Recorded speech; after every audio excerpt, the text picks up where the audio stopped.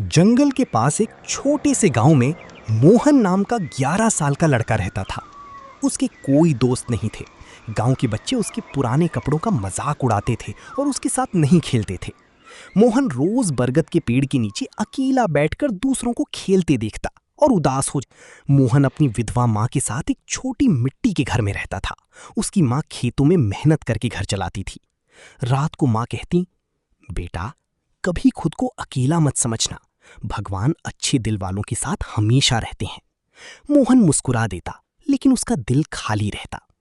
हर शाम मोहन पहाड़ी पर बनी पुराने हनुमान मंदिर जाता, हाथ जोड़कर कहता, हनुमान जी मुझे एक सच्चा दोस्त दे दो। हवा में मंदिर की घंटियां धीरे धीरे बजने लगती।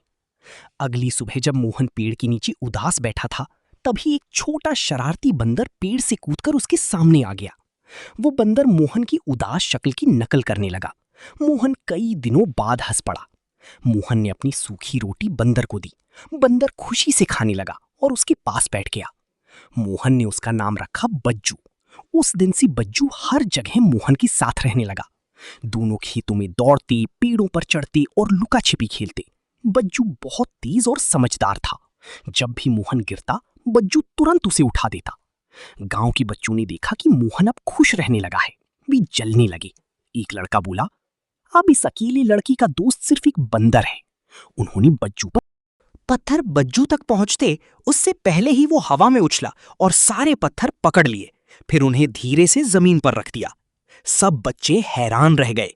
मोहन की माँ ने देखा कि उसका बेटा फिर से हंसने लगा है। माँ ने पूछा, तुझे इतना खुश किसने किया? मोहन बोला, मेरा सबसे अच्छा दोस्त बज्जू। लेकिन जब माँ बाहर देखती, बंदर कहीं दिखाई नहीं देता। एक रात गांव में भयंकर तूफान आया। छतें उड़ने लगीं, पेड़ झुक गए। मोहन का कमजोर घर टूटने लगा। तभी बज्जू आया और भारी लकड़ियों को पकड़कर घर संभालने लगा। सुबह तूफान रुक गया। गांव के कई घर टूट चुके थे, लेकिन मोहन का घर सुरक्षित था। मां ने पूछा, हमें किसने बचाया? मोहन मुस्कुराया, बज्जू ने। मां सोचने लगी कि एक छोटा बंदर इतना बलवान कैसे हो सकता है। अगले दिन गांव की एक छोटी बच्ची जंगल में। मोहन ने बज्जू से मदद मांगी। बज्जू तुरंत जंगल की ओर दौड़ पड़ा। मोहन पीछे गया और देखा कि बज्जू उस बच्ची को जंगली कुत्तों से बचा रहा था। उसने जोर से दहाड़ लगाई और सारे कुत्ते भाग गए। फिर बच्ची को सुरक्षित गांव ले आया। अब गांव वाले फुसफुसाने लगे, ये कोई साधारण बंदर नहीं है। कुछ लोग डर गए, कुछ श्रद्धा से झुक गए।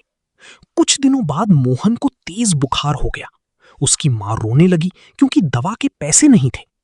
बज्जू मोहन के पास बैठा रहा और उसके माथे पर हाथ फेरता रहा। सुबह बज्जू पहाड़ों से दुर्लभ जड़ी बूटियां लेकर लौटा।